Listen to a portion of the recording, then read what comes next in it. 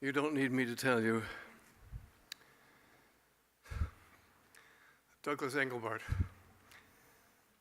was one of the greatest men of all time. We gather today in pretense of unanimity and concord to croon over Doug's ashes and grab for scraps of his robe. Everyone here will, of course, say they're carrying on his work by whatever twisted interpretation. I, for one, carry on his work by keeping the links outside the file, as he did. Some are no doubt here to cheer and march behind the mouse, as in the opening of the Mickey Mouse TV club of yore. Let them be happy in that celebration. But the real ashes to be mourned are the ashes of Doug's great dream and vision that we dance around in the costume party of fonts that swept aside his ideas of structure and collaboration. Don't get me wrong, the people who gave us all those fonts were idealists too, in their way.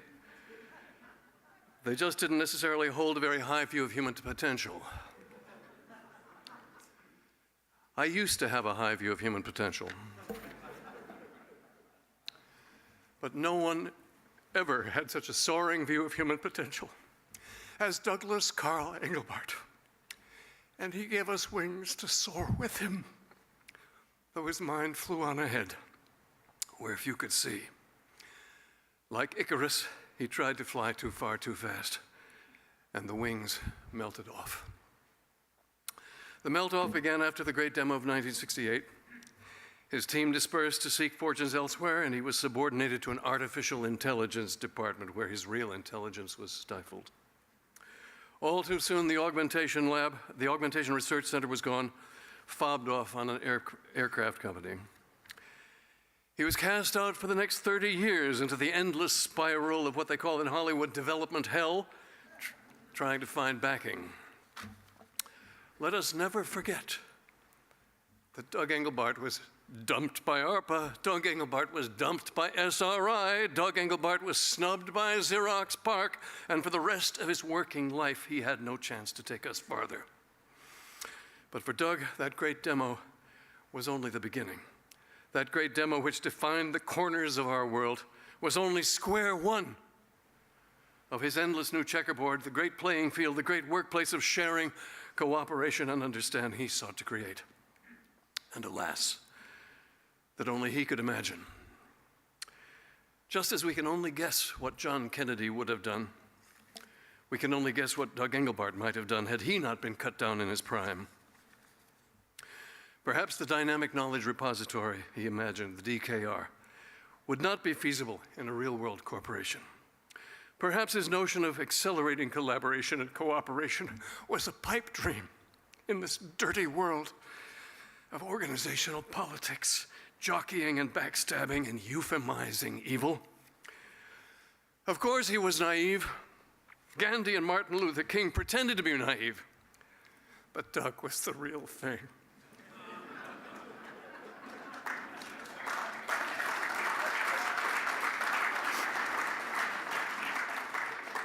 A luminous innocent, able to do in all innocence what sophisticates could not, would not dare.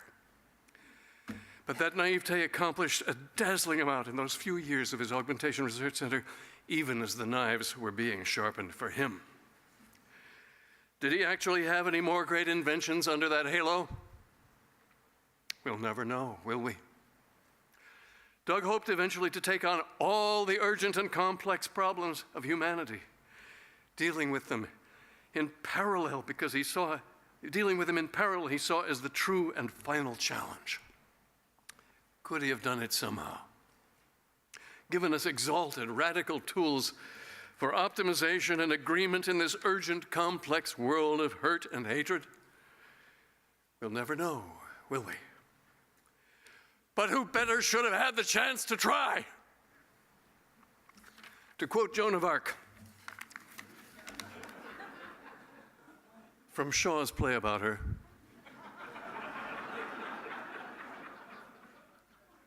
when will the world be ready to receive its saints? I think we know the answer. when they are dead, pasteurized and homogenized and simplified into stereotypes, and the true depth and integrity of their ideas and initiatives are forgotten. But the urgent and complex problems of mankind have only grown more urgent and more complex. It sure looks like humanity is circling the drain. To quote the great poet Walt Kelly,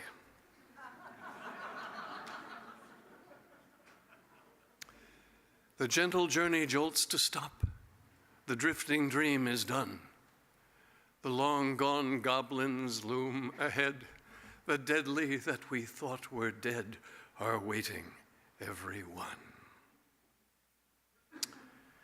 And here we twiddle in a world of computer glitz as the winds rise, and the seas rise, and the debts rise, and the terrorists rise, and the nukes tick.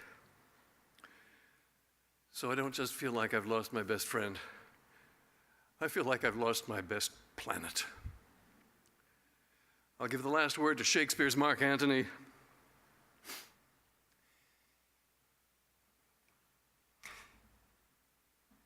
He speaks to the body of Julius Caesar while he's confronting the gang that murdered him.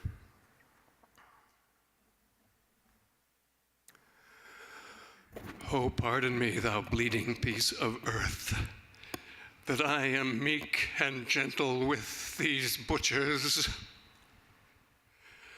Thou art the ruins of the noblest man that ever lived in the tide of times."